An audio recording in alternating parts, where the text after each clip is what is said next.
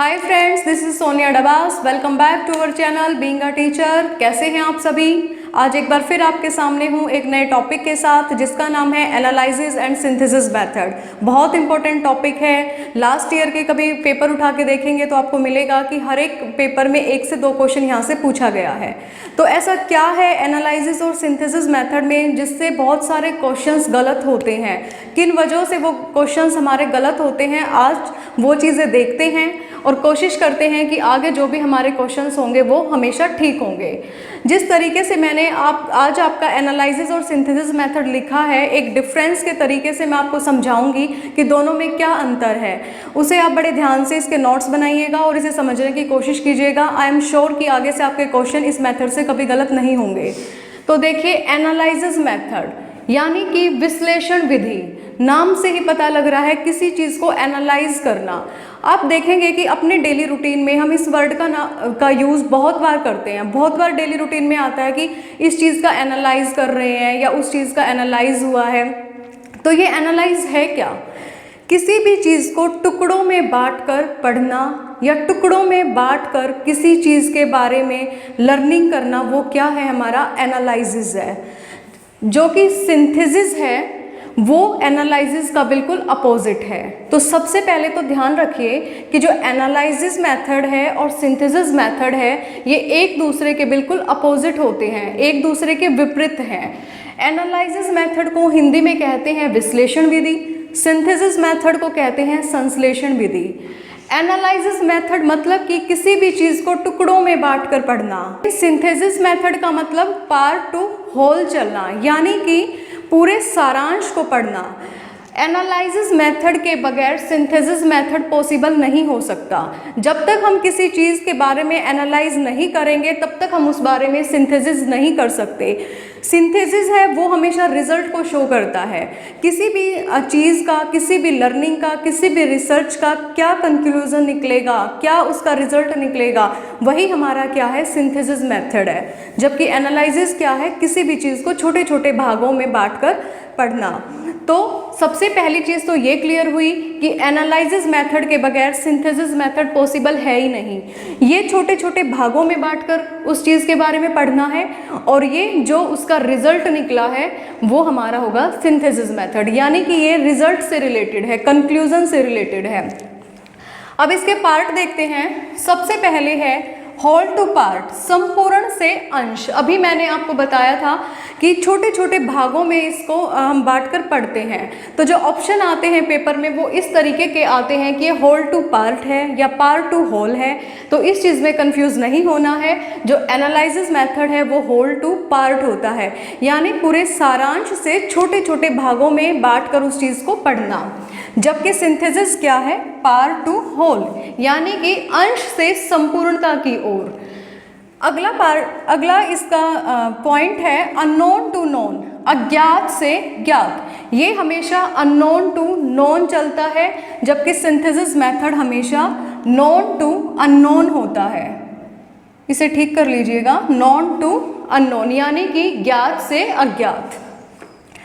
अगला है based on inductive reasoning, यानी कि जो हमारा एनालिसिस मेथड है वो आगमन विधि पर आधारित है, जबकि सिंथेसिस मेथड हमारा डिडक्टिव रीजनिंग यानी कि निगमन तर्क शक्ति पर या निगमन विधि पर आधारित है। इससे पहले जो क्लास हुई थी उसमें हमने इंडक्टिव और डिडक्टिव जो दोनों ही मेथड पढ़े थे। इंडक्टिव मेथड में क्या पढ़ा था कि बच्चा खुद करके सीखता है, खुद रिसर्च करता है, चीज़ों की डिस्कवरी करता है। जबकि डिडक्टिव में क्या था कि बच्चे को पहले ही नियम बता दिए जाते थे। इंडक्टिव में क्या था? बच्चे को उदाहरणों के जरिए समझाया जाता था, यहाँ पे बच्चे को नियम नहीं बताए जाते थे। वही काम एनालिसिस मेथड में है। यहाँ पे बच्चा खुद एनालिसिस कर रहा है, चीज़ों का खुद करके सीख रहा है, उसे यहाँ नियम नहीं पता। जब वो खुद करके सीखेगा तब वो यहाँ नियमों पर पहुँचेगा। लेकिन सिंथेसिस मेथड में बिल्कुल इसके अपोजिट है। यहाँ पे बच्चे को किसी भी चीज़ पर रिसर्च नहीं करनी पड़ रही है, उसके पास ऑलरेडी उस चीज़ का रिजल्ट है। नेक्स्ट है बेस्ड ऑन ह्यूरिस्टिक अप्रोच, यानी कि ये अन्वेषण विधि पर आधारित है और सिंथेसिस मेथड ह्यूरिस्टिक अप्रोच पर आधारित नहीं है, यानी कि अन्वेषण विधि पर आधारित नहीं है। इससे पहली क्लास में हम ह्यूरिस्टिक मेथड भी पढ़ चुके हैं। ह्यूरिस्टिक मेथड क्या था कि बच्चा खुद चीज़ों की खोज करके सीखता था, खोज करने के बाद वो अपने नियम बनाता था, अपनी तर्क शक्ति, अपने विचार के थ्रू उसे पता लगता था कि हाँ इस चीज़ का ये मतलब है या इस चीज़ के बाद ये नियम या ये रिजल्ट निकलेगा। तो एनालिसिस मेथड में ह्यूरिस्टिक अप्रोच लगती है, जबकि सिंथेसिस में ह्यूरिस्टिक अप्रोच नहीं होती, क्योंकि यहाँ बच्चे के पास रिजल्ट होता है। नेक्स्ट है लेबोरियस एंड वेरी लेंदी। ये बहुत ही लंबी और बहुत ही मेहनत करने वाली विधि है। यहाँ बच्चे को बहुत ज़्यादा मेहनत करनी पड़ती है, तभी वो चीज़ों को आगे रिजल्ट तक लेकर जा पाता है। छोटे छोटे भागों में बांटता है, उन पे एनालाइज करता है, तो इसमें बच्चे का टाइम भी बहुत लगेगा, विधि लंबी भी होगी और काफ़ी मेहनती भी होगी। लेकिन यहाँ पे उल्टा है, यहाँ पे शॉर्ट एंड क्विक मेथड है, ये छोटा और आसानी से होने वाली विधि है। अब नेक्स्ट है थिंकिंग एंड रीजनिंग बेस्ड, विचार व तर्क शक्ति पर आधारित। बच्चा जब किसी चीज़ का एनालाइज करेगा तो ऑब्वियस है कि उसी की थिंकिंग और उसकी रीजनिंग, उसके विचार, उसकी तर्क शक्ति, दोनों ही चीज़ें साथ में काम करेंगी। तो जब भी बच्चा एनालाइसिस मेथड का यूज़ करता है तो यहाँ पे बच्चे के थिंकिंग और रीजनिंग जो मेथड है वो दोनों ही यहाँ पे बच्चे के यूज़ होते हैं, यानी यहाँ पे थिंकिंग और रीजनिंग पे एम्फेसिस होता है, जबकि यहाँ उल्टा है। यहाँ बात हो रही थी थिंकिंग और रीजनिंग की, जबकि सिंथेसिस में बात होगी मेमोरी एंड रोट बेस्ड की। यहाँ बच्चे को याद रखने और रटने पे ज़्यादा जोर दिया जाता है। जो बच्चे को नियम बताए जाते हैं, जो रिजल्ट बच्चे का होता है वो उसकी मेमोरी और उसके रटने पर आधारित होता है, जबकि यहाँ बच्चा खुद सोच विचार के और तर्क करके सीखता है।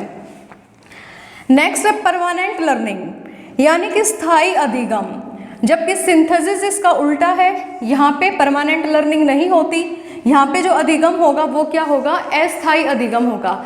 अब आप खुद बताइए कि जब भी कोई बच्चा या आप या मैं कोई भी काम करेंगे, अगर हम उसको खुद डिस्कवर करके करेंगे, अपना विचार विमर्श लगा के, अपनी तर्क शक्ति लगा के करेंगे, तो हमारा वो लर्निंग क्या होगी, परमानेंट लर्निंग होगी, यानी वो अधिगम हमारा स्थायी होगा।